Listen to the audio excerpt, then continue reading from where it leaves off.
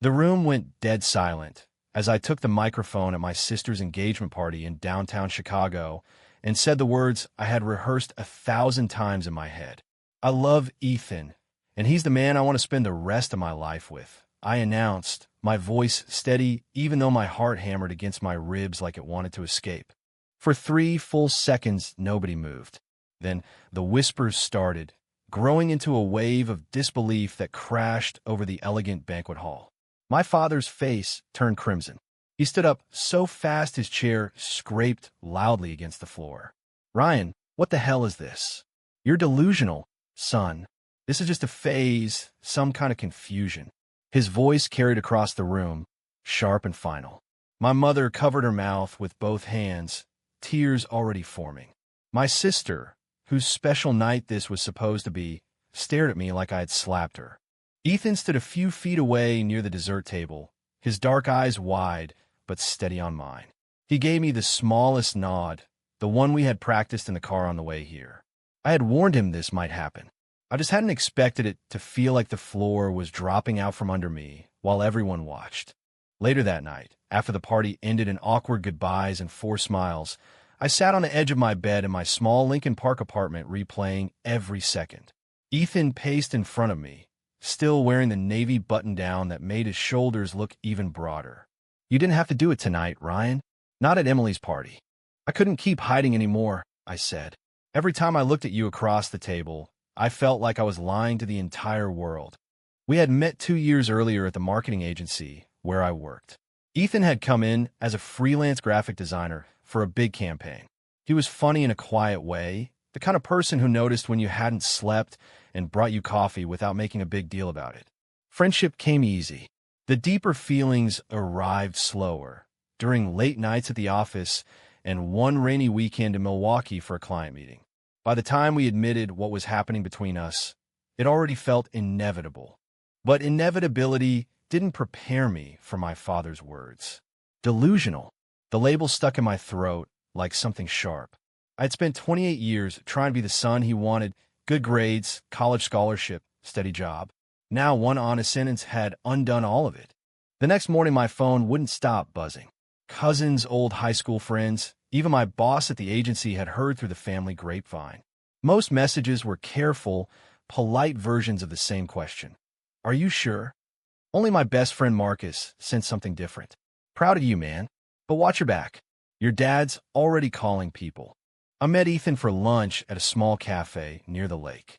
The wind off Lake Michigan was cold, even though it was late spring.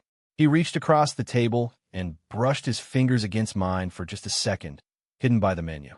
"We knew this wouldn't be easy," he said softly. "But I'm here. Whatever comes next, I'm here." That afternoon, I went to my parents' house in the suburbs because my mother had begged me to come talk. My father was waiting in the living room like he was conducting a business meeting. "This isn't who you are, Ryan. You've always been normal. Strong. This Ethan guy has you confused." "I'm not confused, Dad. I've never been more certain." He laughed, but there was no humor in it. "You'll wake up one day and realize you threw your life away for an illusion." Then what? I left before I said something I couldn't take back. On the train back to the city, I stared at my reflection in the dark window and wondered if he was right. Was loving Ethan really an illusion I had created to avoid something else? The thought terrified me more than any shouting match ever could. Ethan was waiting in my apartment when I got home. He didn't ask for details. He just pulled me into a hug that lasted until my shoulders stopped shaking. In that moment, I understood the real fight wasn't with my father or the whispers at the party.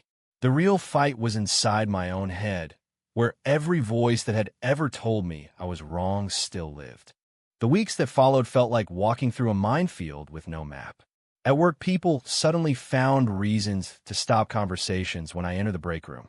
My boss, Mr. Callahan, called me into his office on a Tuesday morning and closed the door with unusual care. "Ryan, you're one of our best account managers. But the clients, some of them come from very traditional backgrounds. We need to be sensitive." Sensitive. The word tasted like metal. I nodded because I needed the job, but inside something hot and angry began to burn. Ethan faced his own battles at the high school where he taught art. A few parents complained after rumors spread through the parent group chat. The principal asked him to keep things professional at school events. We started meeting at my place instead of going out. Small things changed. I stopped posting photos of us on social media. Ethan stopped holding my hand when we walked to the corner store. The fear was quiet but constant, like static under every conversation. One Friday night, my sister Emily showed up unannounced. She looked exhausted, still wearing her nurse scrubs. "Dad won't stop talking about it," she said, dropping onto my couch. "He keeps saying you're going through a crisis. Mom cries every time your name comes up." I didn't want to hurt the family, I told her, but I couldn't keep pretending. She studied me for a long moment. "Do you love him? Really love him?" "More than I knew was possible." Emily nodded slowly. "Then don't let them take that from you." "But Ryan, be careful. Dad's talking to Uncle Frank about some kind of intervention thing. Like you're on drugs or something." The word intervention hit me harder than I expected. That night, after Emily left, Ethan and I sat on the fire escape, drinking cheap beer and watching the city lights. "Maybe they're right," I said quietly. "Maybe I'm delusional for thinking this could work." Ethan turned to me, his face serious in the glow from the street lamp. "Delusional is believing you can change who you are to make other people comfortable. That's the real lie, Ryan." His words stayed with me through the next difficult month. I started seeing a counselor recommended by a colleague who had come out years earlier. Dr. Patel listened without judgment while I unpacked years of trying to be the perfect son, the perfect employee, the perfect straight man. She asked questions that made me uncomfortable in the best way. Meanwhile, the misunderstanding that would break us apart was already forming. Marcus, my best friend since college, had been acting strange. He kept asking questions about Ethan, about our plans, about whether I was sure. I thought he was just being protective. I didn't realize he had started talking to my father behind my back. The breaking point came on a humid July evening. Ethan and I had planned a quiet weekend at a cabin up north. I was packing when my phone rang. My father's voice was calm in a way that scared me more than shouting. "I know everything now, Ryan. Marcus told me how this started. How Ethan pursued you when you were vulnerable. This ends now." I hung up and stared at Ethan across the room. The look on his face told me he had heard enough.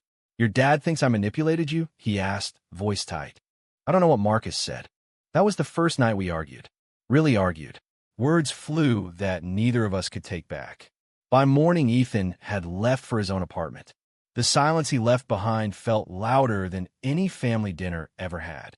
I sat on the floor, surrounded by half-packed bags, and wondered how one honest declaration could unravel so many lives so quickly. The man who had once felt brave now felt completely alone. The separation lasted 11 days. 11 days of checking my phone every 5 minutes, of driving past Ethan's building at night like some heartbroken teenager, of lying to my coworkers that everything was fine. On the 12th day, I couldn't take it anymore. I showed up at his classroom after school with 2 coffees and an apology I had practiced in the car. He looked tired, but the hardness around his eyes softened when he saw me. "I overreacted," he said before I could speak. "Your family's reaction isn't your fault." We walked along the river path, talking until the streetlights came on. The misunderstanding with Marcus had exposed something deeper. My fear that maybe my father was right about me being confused. Ethan admitted his own insecurities about being the older one, the one who should have known better. But the damage to my family relationships kept growing. My mother called crying one afternoon, saying my father had thrown out all the photos of me from the hallway. "He's hurting too, Ryan, in his own way." I wanted to believe her. Instead, I threw myself into work and into a new support group for gay men that Dr. Patel recommended. Listening to other men's stories helped more than I expected. There was David, a lawyer whose parents still pretended his husband didn't exist after 12 years. There was Miguel, who had been kicked out at 19 and built a successful business anyway. Their strength made my situation feel less impossible. Then came the betrayal I never saw coming. Marcus showed up at my apartment one evening looking guilty before he even spoke. "Your dad offered me a job at his company if I helped him talk some sense into you. I didn't think it would go this far. I'm sorry." The anger that hit me was pure and clean. "You sold me out for a job? I thought I was protecting you," he said weakly. That night, I sat alone and made a decision. I would stop trying to convince my family. I would build the life I wanted with Ethan and let the consequences come. When I told Ethan the next morning, he smiled for the first time in weeks. Then let's build it together. We started small. Weekend trips to places where no one knew us. Late night talks about the future we actually wanted instead of the one we were supposed to have. Slowly, the weight of other people's opinions began to feel lighter. But life has a way of testing new resolve. My father had a minor heart scare in early September. My mother called me from the hospital at 2 in the morning. Despite everything, I went. Sitting in the waiting room with my sister, I realized love and anger could exist in the same space. When my father woke up and saw me there, he didn't speak. He just looked away. The rejection still hurt, but it no longer defined me. The fall brought unexpected clarity. I started volunteering at a local LGBTQ youth center on weekends. Seeing teenagers who were braver than I had been at their age forced me to confront how much time I had wasted worrying about being normal. Ethan supported the decision even when it meant less time together. One Saturday, a 17-year-old named Tyler told me his parents had called him delusional too. The words felt like an echo. I stayed late that night talking with him and realized I was no longer the person who needed saving. I was becoming someone who could help others. My relationship with Ethan deepened in the quiet ways that matter. We cooked dinner together on weeknights. We argued about where to spend Thanksgiving and then laughed about it. The small domestic moments became proof that what we had was real. Work remained complicated. When a major client pulled out after learning about my personal life, Mr. Callahan sat me down again. This time I didn't nod politely. If my relationship is a problem for the company, maybe I don't belong here. The word surprised both of us. To my shock, he asked me to stay and even offered to create a diversity training program with my input. Small victories started piling up. The real turning point came during a cold November walk along the lake. Ethan stopped suddenly and turned to me. "I want to marry you, Ryan. Not someday. When we're ready. I want the world to know." I said yes before he finished the sentence. We didn't buy rings that day, but the decision changed everything. Planning a future together made the past pain feel distant. My mother started reaching out more. She met Ethan for coffee without telling my father. The conversation was awkward, but honest. "I just want my son to be happy," she told him. It wasn't full acceptance, but it was a crack in the wall. Meanwhile, my father remained silent. I stopped waiting for his approval and focused on building my own life. The internal crisis that had once felt overwhelming now felt like a chapter 1 was closing. Winter arrived with its usual Chicago brutality, but something inside me had warmed. Ethan and I spent Christmas with his family in Milwaukee. They welcomed me without hesitation, teasing us about wedding colors and future kids. The contrast with my own family made the ache sharper, but also made me grateful for what I did have. In January, my father's health issues returned more seriously. This time, the hospital called me directly. When I arrived, my mother looked smaller than I remembered. "He keeps asking for you," she whispered. "But he won't admit it." I sat by his bed for hours while he slept. When he finally woke, the first thing he said was, "You still here?" "I'm still here, Dad." We didn't solve anything that day, but we talked. Really talked. He admitted the fear that he had failed as a father somehow. I admitted how much his words had wounded me. It wasn't forgiveness yet, but it was honest. Ethan waited for me in the hospital cafeteria. When I told him what happened, he simply held my hand under the table. "You're becoming the man you were always meant to be," he said. The months that followed brought more growth. I left my old job and started my own small marketing consultancy focused on inclusive brands. Ethan proposed properly on a freezing February evening at the same spot by the lake where we had first admitted our feelings years earlier. The ring was simple, just like we wanted. Planning the wedding forced new conversations about what kind of future we wanted. We decided on something small, but meaningful. The guest list became its own emotional journey as I decided who deserved to witness our happiness. My sister and mother both said yes immediately. Marcus sent a long apology letter and asked if he could attend. I surprised myself by saying yes. Healing sometimes looks like giving people second chances. The only missing piece was my father. He hadn't responded to the invitation. The wedding took place on a bright June afternoon in a small garden venue overlooking the lake. White flowers climbed wooden arches. Close friends and chosen family filled the seats. When Ethan walked down the aisle toward me, everything else fell away. The years of doubt, the arguments, the fear all became background noise to the simple truth that we had chosen each other every single day. The ceremony was intimate. Our friend from the support group officiated. Vows were spoken through tears and laughter. As we exchanged rings, I caught my mother's eye. She was crying openly, smiling at the same time. Then came the moment no one expected. My father stood up during the part where the officiant asked if anyone had anything to say.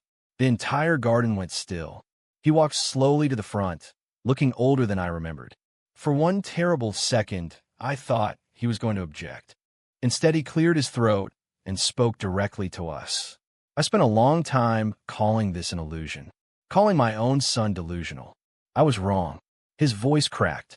"Ryan, Ethan, you have my blessing. Both of you." The applause started slow, then grew until it filled the entire space. My father hugged me awkwardly, but sincerely for the first time in years.